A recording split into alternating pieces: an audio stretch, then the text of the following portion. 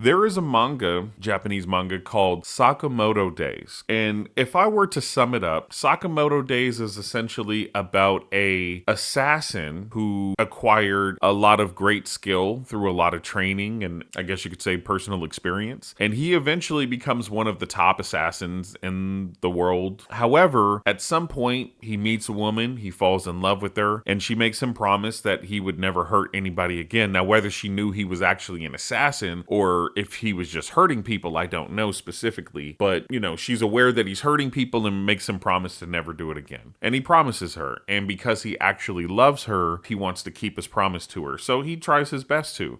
So years pass by, and this assassin who was in great physical shape, very cognitively aware and such, he actually lets himself go and he becomes very out of shape, right?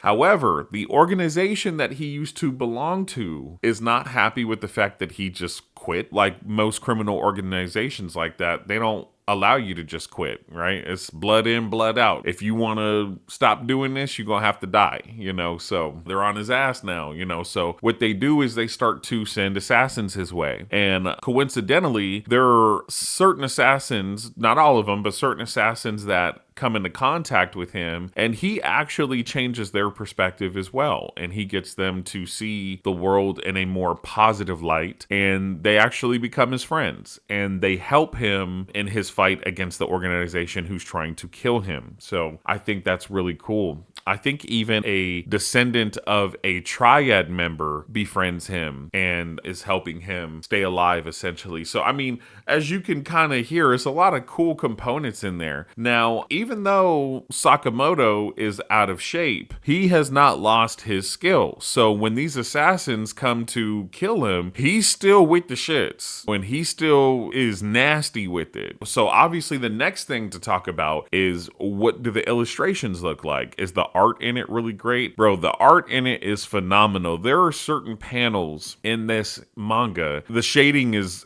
top tier. It's very detailed. It definitely looks like motion is taking place in a still frame, and it's very artistic, like the images look really cool. Now, interestingly enough, from time to time, even though Sakamoto is out of shape, he's almost treated like Saitama from One Punch Man, as in, how they'll draw Saitama kind of looking goofy and very, I guess you could say, plain or bland at first, but then when Saitama gets serious, they add a lot of shading to his physique, and then they make him very muscular and athletic looking. That's kind of what they do with Sakamoto. Like, essentially, he's kind of fat when he's fighting his opponents, and he's trying to keep them from assassinating him. But essentially, when he gets serious, all of a sudden, his image looks super athletic, super fit, and he has these almost superhuman abilities where he basically just almost becomes like OP, like overpowered, similar to Saitama. But I love it. I love the concept. I love it when they could have a character go from being kind of goofy and unathletic to being like super powered. And because I think we all feel that way, right? Like we'll kind of do things with lazy motivation, but then when we get serious, we kind of feel internally like,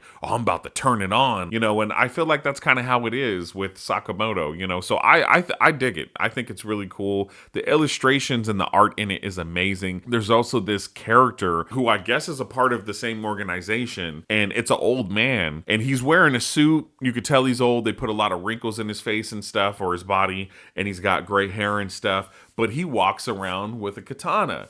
And bro, when he gets faced with any kind of adversity, oh, he's nasty with that katana. It's really cool the way they illustrate it. When they illustrate it, it's almost like Demon Slayer, like Zenitsu, right? Like he'll slightly unsheath his katana and then he'll slice like the top off of a car or something like that. And then they'll just show him sheathing his katana again, almost implying like he's so quick and his blade is so sharp that you can't even see him cut it. And when he cuts it, he could essentially cut anything in half, almost like Atomic Samurai or or something like that. So I dig it, bro. I really like the manga. I have 9 of the volumes. I'm pretty sure they came out with volume 10 recently, but I got 9 of the volumes. I really enjoy it, man. I really do. So if there's anyone out there who is looking for a new manga to read and interested in something like that, I think you should check it out, man. If you just go to Google and just type in Sakamoto Days manga, there's plenty of sites where you can read it for free and stuff. I don't know if, for me, I'm one of those people where I like to collect the books. I want to have it available to me